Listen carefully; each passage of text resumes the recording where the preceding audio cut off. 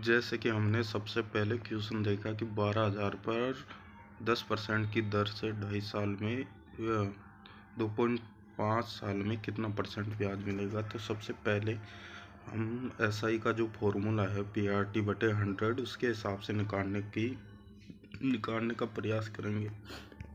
तो 12,000 पर सिंपली हम 12,000 इंटू PRT का फॉर्मूला रखते हैं तो ऐसे हो जाता है। ये है बेसिक फॉर्मूला। अब इसका दूसरा तरीका ये हो सकता है कि जैसे कि हम मानते हैं कि एसआई में क्या होता है 100% ब्याज होती है, मतलब 100 पर कितने हिसाब से। अब देखो कि ये जैसे कि 10% है 2.5 साल में, PR गुणा होते हैं, मतलब कि 10 इंटू 2.5 मतलब 100 पर 25% ब्याज मिल रहा है। तो इसी प्रकार से अपन को करना है कि 12,000 पे कितना ब्याज मिलेगा। तो 100 को 12,000 बनाने के लिए 120 से गुणा किया, उसी प्रकार से अपन जो 25 ब्याज मिला उसको 120 से गुणा कर दिया तो 3,000 ऐसे दिया गया। ये थोड़ा सिंपल सॉल्यूशन है। और इससे भी थोड़ा सा अगर अल्ट्रा जाए हम तो RT मतलब प्रिंसिपल पे कितना परसेंट हो रहा है, तो 25%, 25% का मतलब 1/4 और 1/4 निकाल ले तो 3,000 ऐसे भी आ गया। ये भी एक तरीका हो सकता है।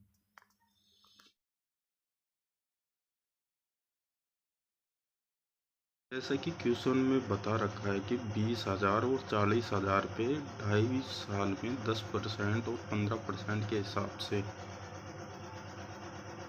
ब्याज निकालना है। तो हम क्या करेंगे, पहले तो फॉर्मूला के हिसाब से देख लेते हैं भाई। 20,000 में 10% की दर से 3 साल का ब्याज, तो फॉर्मूला के हिसाब से निकाला तो 20,000 और 10 इंटू 3/100 उस हिसाब से 6,000 आ गया।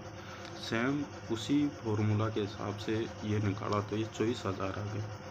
अब ये वाला फॉर्मूला बेस है। दूसरा तरीका हम ले सकते हैं कि डायरेक्ट परसेंट बढ़ाने, भाई कितने परसेंट मिले।